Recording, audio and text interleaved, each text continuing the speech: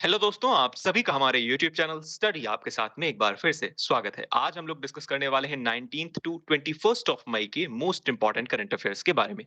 जैसा कि आप सभी को पता है, इस पर्टिकुलर सीरीज में हम लोग डिस्कस कर रहे हैं मध्य प्रदेश, इंडिया और वर्ल्ड की मोस्ट इंपॉर्टेंट न्यूज। साथ ही साथ ये पूरी करंट अफेयर सीरीज आपको different competitive exams like MPPSC, SSC, police exam या रेलवे एग्जाम या फिर जितने भी कॉम्पिटेटिव एग्जाम्स हैं जिनमें करंट अफेयर्स एक महत्वपूर्ण सब्जेक्ट हो या ऐसे एग्जाम जिनमें करंट अफेयर्स आता हो, ऐसे सभी एग्जाम्स के लिए ये पर्टिकुलर सीरीज आपके लिए बहुत ही ज्यादा बेनिफिशियल होने वाली है। तो बिना टाइम वेस्ट किए बात करते हैं आज की हमारी पहली न्यूज के बारे में। आज की हमारी फर्स्ट न्यूज है 20th of May, world metrology day. प्रत्येक साल 20 मई को वर्ल्ड मेट्रोलॉजी डे यानी कि आप कहें विश्व मेट्रोलॉजी दिवस मनाया जाता है। कब मनाया जाता है? 20 मई को मनाया जाता है। अब ये वर्ल्ड मेट्रोलॉजी डे क्यों मनाया जाता है और उससे रिलेटेड इस साल की थीम क्या रही है, ये बहुत इंपॉर्टेंट है। तो इस साल की थीम क्या रही है? सस्टेनेबिलिटी। इंपॉर्टेंट है, ध्यान रखना है। वर्ल्ड मेट्रोलॉजी डे की थीम इस साल की है सस्टेनेबिलिटी, यानी आप ऐसा कहें पर्टिकुलरली हिंदी में स्थिरता। यह तारीख 1875 में मीटर कन्वेंशन पर हस्ताक्षर की जगह साल गिरा है और मेट्रोलॉजी माप का अध्ययन है, यानी मेट्रोलॉजी क्या कहलाती है? Study of measurement. मेजरमेंट की ही स्टडी करना क्या कहलाती है? मेट्रोलॉजी कहलाती है।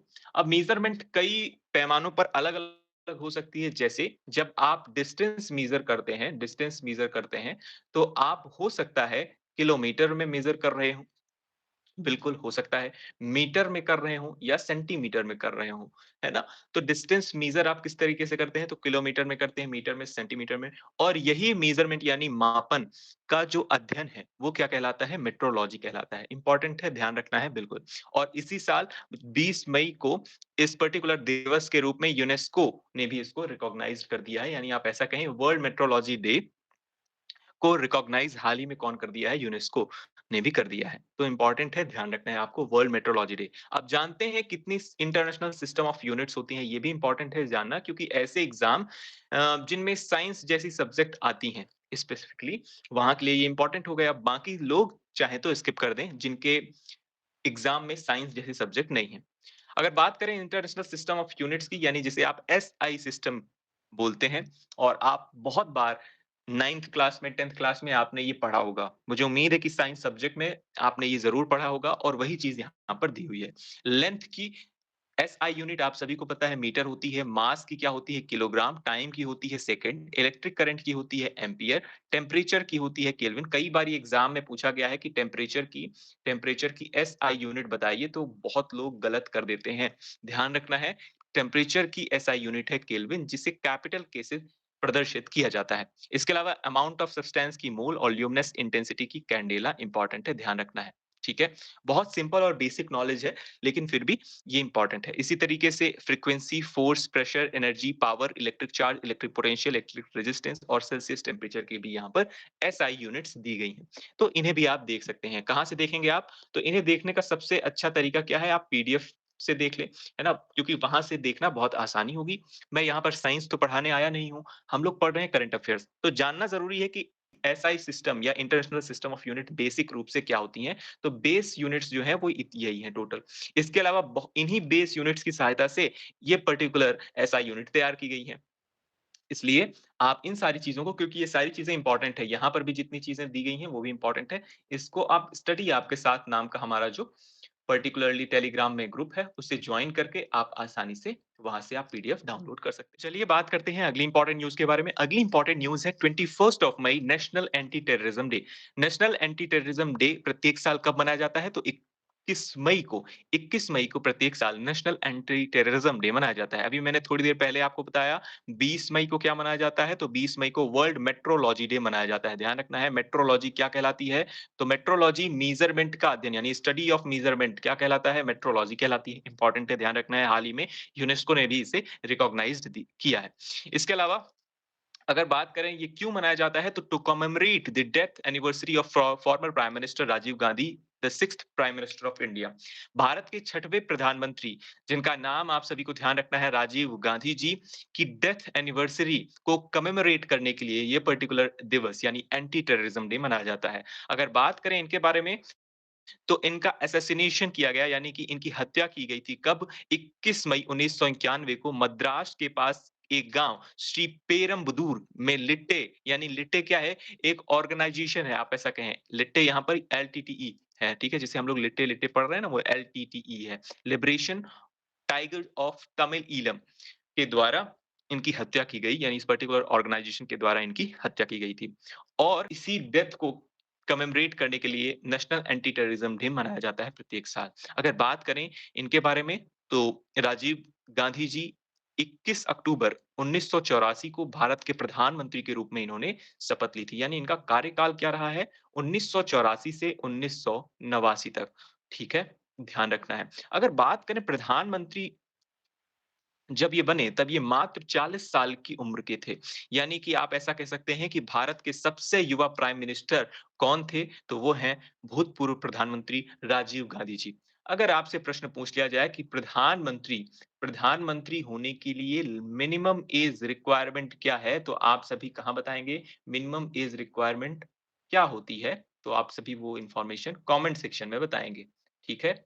तो आपको ज़रूर बताना है, बहुत बार बताया जा चुका है। अगर आप नहीं बताएँगे तो अगले सेशन में हम ज़रूर इसके बारे में डिस्कस करेंगे। इसके अलावा भारत में आतंकवाद विरोधी दिवस की स्थापना वीपी सिंह सरकार ने राजीव गांधी जी की याद में की थी, तो इम्पोर्टेंट है, इनके बारे में ध्यान रखना है। ये भारत के 6वें प्रधानमंत्री थे, साथ ही साथ youngest prime minister of India भी माने जाते हैं। अगर बात करें अगली इम्पोर्टेंट न्यूज़ के बारे में, तो अगली इम्पोर्टेंट न्यूज़ है हमारी, To Lam named new Vietnam president. हाल ही में टू लैम टू लैम बहुत सिंपल नाम है, आपको लग ही नहीं रहा होगा कि ये कोई नाम है। टू लैम वियतनाम के नए राष्ट्रपति यानी कि प्रेसिडेंट बन गए हैं। तो थोड़ा-सा जानते हैं हम लोग टू लैम, ये तो बिल्कुल स्टैटिक फैक्ट है। ऐसे ही याद रखना है वियतनाम के नए राष्ट्रपति कौन हैं? तो वो है टू लैम साहब। देखते हैं थोड़ा-सा इमेज में इनका ये वियतनाम का जो नामक देश है वो कहाँ पर मौजूद है हमारे वर्ल्ड मैप में, ये इम्पोर्टेंट है, ध्यान रखना है। तो अगर आप भारत को देख पाते हैं भारत को अगर आप देख पाते हैं, ये हमारा सपोज़ करिए ये है हमारा भारत। ठीक है? ये रफ फिगर है बिल्कुल। तो भारत के लगभग साउथ ईस्ट में जब आप देखेंगे ना, तो यहाँ पर आपको एक कंट्री मिलेगी थाईलैंड थाईलैंड। आप सभी परिचित होंगे। थाईलैंड के पास ही आपको यहाँ पर इस तरह का कुछ देखने को मिलेगा वियतनाम, ठीक है? जो कि यहाँ पर भी आपको इमेज में देखने को मिल रहा है, ये है वियतनाम।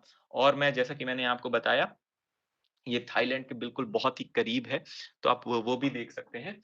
ये थाईलैंड से बिल्कुल लगा हुआ है, ये है आपका थाईलैंड। अगर आप इस इमेज में देखना चाहें, तो ये है आपका थाईलैंड। थाईलैंड के बाद आपको लाओस के का एरिया देखने को मिलेगा और लाओस के बाद आपको ये पूरा एरिया देखने को मिलेगा, वो है वियतनाम। तो वियतनाम के नए राष्ट्रपति कौन बन गए हैं भाई? टू लैम साहब बन गए हैं, इनका नाम आप सभी को ध्यान रखना है। इनके बारे में कुछ चीज़ें दी गई है, तो ये बिल्कुल सिंपल सा है। टू नाम को अपना नया राष्ट्रपति नियुक्त किया गया है। उनके पूर्ववर्ती ने चल रहे भ्रष्टाचार विरोधी अभियान में इस्तीफा दे दिया और जिसने देश की राजनीतिक प्रतिष्ठान को हिलाकर रख दिया। इतना इम्पोर्टेंट नहीं है, बिल्कुल स्टैटिक इन्फॉर्मेशन है, आप सभी को ध्यान रखना है। टूलैम वियतनाम के नए राष्ट्रपति बन गए हैं। बात करते हैं अगली इम्पोर्टेंट न्यूज़ के बारे में। अगली इम्पोर्टेंट न्यूज़ है, वो है Lai Chingte sworn as a new president of Taiwan. Taiwan के नए राष्ट्रपति कौन बने हैं? तो ताइवान के नए राष्ट्रपति बने हैं लाई चिंगते। लाई चिंगते, ये है इमेज इनकी लाई चिंगते जी की। तो आप देख सकते हैं इनकी इमेज लाई चिंगते। सर कैसे याद रहेगा? लाई से ही याद रहेगा यार, मुझे तो ऐसा लगता है ये बहुत ही कॉमन शब्द है। आप लाई से कुछ ना कुछ आप इमेजिन कर पा रहे होंगे, लाई बिल्कुल वही जो खाई जाती है ना? अक्सर जनवरी मंथ में ठंड के सीज़न पे खाई जाती है, मुझे जैसा कि याद आ रहा है। तो आप वहाँ से भी एसोसिएट कर सकते हैं, लाई ताइवान में मिलेगी, लाई ताइवान में मिलेगी। कहाँ मिलेगी? ताइवान में। तो ताइवान के हाल ही में नए राष्ट्रपति नियुक्त किए गए हैं क्योंकि आपको बस याद रखना है कि हमेशा याद रखना है, बिल्कुल हमेशा याद रखने की ज़रूरत नहीं है। आप एग्ज़ाम हो सकता है 4 महीने बाद हो, 3 या 4-5 महीने बाद हो, तो वहाँ के लिए इम्पोर्टेंट है बस लाई ताइवान में मिलेगी आपको। बिल्कुल ऐसा आप ध्यान रख सकते हैं। Taiwan had an independent government since 1949 1949 से ये एक स्वतंत्र सरकार के रूप में काम कर रही है और यहाँ की जो कैपिटल है वो है ताइपेई सिटी। ताइपेई सिटी यहाँ की कैपिटल है जबकि करेंसी है न्यू ताइवान डॉलर। ठीक है? एज़ इट इज़ आपको ध्यान रखना है। इसे आप पूरी तरीके से इग्नोर भी कर सकते हैं। रेस्ट ऑफ अगर आप चाहें तो पढ़ सकते हैं। है ना? बिल्कुल स्टैटिक इन्फॉर्मेशन है। 2 इन्फॉर्मेशन हमें पता चली यहाँ से। एक हमने पढ़ा थोड़ी देर पहले, टू लैम वियतनाम के नए प्रेसिडेंट बने, जबकि एक दूसरा नाम हमने पढ़ा लाई चिंगते ताइवान के नए प्रेसिडेंट बने। बात करते हैं अगली इंपॉर्टेंट न्यूज़ के बारे में। अगली इंपॉर्टेंट न्यूज़ है Iran's president Ebrahim Raisi and foreign minister Hossein Amirabdollahian have been killed in the helicopter crash. Iran के राष्ट्रपति और वहां के फॉरेन मिनिस्टर जी की हाल ही में मृत्यु हो गई है। आपको पता होना चाहिए ईरान के राष्ट्रपति इब्राहिम राइसी विदेश मंत्री और अन्य अधिकारियों को ले जा रहा एक हेलीकॉप्टर कथित तौर पर ईरान की पहाड़ी उत्तर पश्चिम में दुर्घटनाग्रस्त हो गया, जिससे अब उपराष्ट्रपति यानी ईरान के जो उपराष्ट्रपति हैं मोहम्मद मुखबर सत्ता संभालेंगे। मोहम्मद मुखबर अब सत्ता संभालने वाले हैं। क्या आपने थोड़े दिन पहले ईरान के बारे में कुछ इन्फॉर्मेशन पढ़ी थी? बिल्कुल हमने पढ़ी थी। यानी इसके लास्ट सेकंड लेक्चर में हमने देखा था कि ईरान में एक पोर्ट है जिसका नाम क्या है? चाबहार पोर्ट, चाबहार पोर्ट, उसके बारे में हमने बहुत डिटेल में चर्चा की थी, वो बहुत इम्पोर्टेंट है एग्ज़ाम पॉइंट ऑफ व्यू से। तो अगर आपने वो लेक्चर नहीं देखा हो तो आप ज़रूर देखें क्योंकि प्रश्न वहाँ से बनेगा, ठीक है? चाबहार पोर्ट कहाँ है? ईरान में है, ध्यान रखना है आपको। वहाँ पर भारत का नियंत्रण हो गया है, यानी भारत अगले 10 वर्षों तक वहाँ से आसानी से ट्रेड कर पाएगा। इसके अलावा ईरानी संविधान क्या कहता है? ईरानी संविधान कहता है कि राष्ट्रपति की मृत्यु या अक्षमता की स्थिति में पहला उपराष्ट्रपति अधिकतम 50 दिनों की अवधि के भीतर चुनाव होने तक कार्यभार संभालेगा, ठीक है? इम्पोर्टेंट क्या है? इम्पोर्टेंट है कि ईरान के प्रेसिडेंट इब्राहिम रईसी जी की मृत्यु हुई और नए राष्ट्रपति के रूप में कार्यभार कौन संभालने वाले हैं? मोहम्मद मुखबर जी। बात करते हैं अगली इंपॉर्टेंट न्यूज़ के बारे में, तो अगली इंपॉर्टेंट न्यूज़ है हमारी Brazil to host 2027 women's world cup soccer. Women's world cup soccer को होस्ट करने वाला है ब्राज़ील 2027 में। बिल्कुल स्टैटिक इंफॉर्मेशन है। क्या है भाई? बिल्कुल सिंपल है कि वुमेन्स वर्ल्ड कप 27 सॉकर कौन होस्ट करेगा? होस्ट करने वाली कंट्री है ब्राज़ील, ठीक है?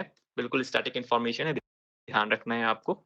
इसके अलावा इस तरीके से जैसे ही ये होस्ट करेगी तो ये to become the first South American country to hold the tournament, तो ये पहली साउथ अमेरिकन कंट्री है जिसने जो कि ये होस्ट करने वाली है। तो इम्पोर्टेंट है, ध्यान रखना है इनके बारे में, है ना? यह टूर्नामेंट आयोजित करने वाला पहला दक्षिण अमेरिकी देश कौन-सा होगा? वो है हमारा ब्राज़ील।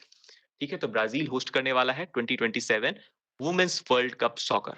बात करते हैं अगली इंपॉर्टेंट न्यूज़ के बारे में, तो अगली इंपॉर्टेंट न्यूज़ है Nikhat Zareen and Meenakshi clinch gold medal at Ellora cup in Kazakhstan. Kazakhstan में हाल ही में इलोरा कप आयोजन किया गया। निखत ज़रीन और मीनाक्षी जी ने गोल्ड मेडल हासिल किया है। इंपॉर्टेंट है, ध्यान रखना है। कहाँ आयोजित किया गया था? अस्ताना कजाकिस्तान में।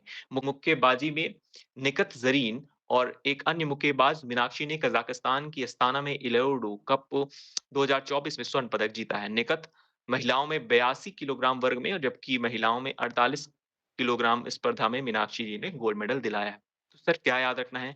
आपको याद रखना है इलोरा कप का आयोजन कहाँ किया गया था? अस्ताना कज़ाकस्तान में किया गया था, जिसमें भारत की ओर से 2 लोग हैं, जिनमें से पहली हैं निखत ज़रीन, जो कि किस खेल से बिलॉन्ग करती हैं? तो ध्यान रखना है मुक्केबाजी से बिलॉन्ग करती हैं, है ना? ये हैं निखत ज़रीन साहब और ये हैं मीनाक्षी जी।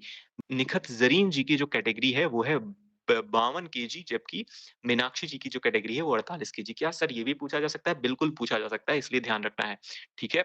बात करें अगली इंपॉर्टेंट न्यूज़ के बारे में, तो अगली इंपॉर्टेंट न्यूज़ है वो बहुत ज़्यादा इंपॉर्टेंट है भाई, किसी न किसी एग्ज़ाम में देखने को बिल्कुल मिल सकती है। दीप्ति ज़ीवाज़ी sets world record wins gold at world para athletic championship. World para athletic championship में दीप्ति ज़ीवाज़ी ने वर्ल्ड रिकॉर्ड बनाया है गोल्ड मेडल हासिल करके। तो भारतीय पैरा एथलीट दीप्ति जीवाजी ने जापान के कोबे में पैरा एथलेटिक विश्व चैंपियनशिप 2024 में महिलाओं की 400 मीटर टी20 रेस में 55.6 सेकंड का समय लेकर विश्व रिकॉर्ड बनाया है। बहुत बड़ी बात है ये।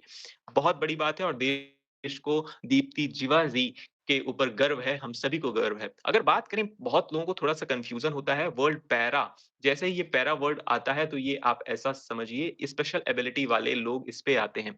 कौन आता है भाई? स्पेशल एबिलिटी या आप ऐसा कहें डिसेबिलिटी वाले ऐसे लोग, ऐसे प्लेयर्स जो कहीं किसी भी तरीके से डिसेबल हैं, अ, उनमें डिसेबिलिटी है या स्पेशल एबिलिटी है, उनको इस कैटेगरी में रखा जाता है। इम्पोर्टेंट है, ध्यान रखना है, ठीक है? तो दीप्ति ज़ियावा जी ने वर्ल्ड रिकॉर्ड हासिल किया है है रेस में, ध्यान रखना है, ठीक है? रेस में। चलिए, बात करते हैं अगली इंपॉर्टेंट न्यूज़ के बारे में। अगली इंपॉर्टेंट न्यूज़ है निशांत कुमार और Preeti Pal wins medal at world para athletic championship. World para athletic championship में दीप्ति जीवा जी का नाम आपको ध्यान रखना है और कितने सेकंड में उन्होंने ये हासिल किया है और कौन-सी कैटेगरी? तो 400 मीटर की कैटेगरी 55.6 सेकंड में पूरी की इन्होंने और वर्ल्ड रिकॉर्ड इसी के साथ बनाया। इसके अलावा निशात कुमार और प्रीति पाल, इन दोनों का नाम भी आप सभी को ध्यान रखना है। कोबे, जापान में ये particular world para athletics championship आयोजित की गई, जिसमें हाई जंपर ध्यान रखना है, हाई जंपर निशात कुमार ने रजत पदक जीता है और 200 मीटर धाविका यानी कि आप ऐसा कहें रेस प्रतिस्पर्धा से बिलॉन्ग करती हैं, प्रीति पाल जी ने कांस्य पदक हासिल किया है। इंपॉर्टेंट है, ध्यान रखना है। दोनों लोगों की कैटेगरी और इनका खेल का एसोसिएशन ध्यान रखना है। निशात कुमार हाई जंपर हैं, जबकि रनर हैं प्रीति पाल। ठीक है? एज़ इट इज़ आपको ध्यान रखना है। चलिए, बात करते हैं आज के प्रैक्टिस क्वेश्चन के बारे में। तो फर्स्ट क्वेश्चन आप सभी को बताना है, appointment of president mention in which article? Mention in which article? यानी कि राष्ट्रपति की नियुक्ति राष्ट्रपति की नियुक्ति के बारे में हमारे भारत के संविधान के किस आर्टिकल में दिया गया है? इसके अलावा सेकंड इंपॉर्टेंट ध्यान रखना है, अपॉइंटमेंट ऑफ आप सभी को बताना है, वो है अपॉइंटमेंट ऑफ प्राइम मिनिस्टर के बारे में किस आर्टिकल में दिया गया है? आर्टिकल का नाम बताना है हमारे इंडियन कॉन्स्टिट्यूशन के किस आर्टिकल में, किस अनुच्छेद में प्राइम मिनिस्टर की नियुक्ति के बारे में बताया गया है और इसी तरह से राष्ट्रपति की नियुक्ति के बारे में बताया गया है। इन दोनों प्रश्न का जवाब आप कहाँ देंगे? कमेंट सेक्शन में देंगे। मुझे उम्मीद है कि आपको ये पूरा सेशन समझ में आया होगा और पसंद भी आया होगा। इसी तरह की क्रिस्पी और आप ऐसा कहें इम्पोर्टेंट करंट अफेयर्स के साथ आप लगातार जुड़े रहें। साथ ही साथ हमारे इन सोशल मीडिया हैंडल्स पर आप चाहें तो हमें फॉलो कर सकते हैं। पीडीएफ आपको हमारे टेलीग्राम ग्रुप स्टडी आपके साथ में मिल जाने वाली है। मुझे उम्मीद है कि आप इस पूरे सेशन को अपने उन साथियों तक ज़रूर पहुँचाएँगे जिन्हें इनकी ज़रूरत है। आप सभी से मैं फिर से मिलूँगा। तब तक के लिए आप सभी अपना ख्याल रखिए और सबसे इम्पोर्टेंट बात है मुस्कुराते रहिए। Thank you, Tata, bye-bye.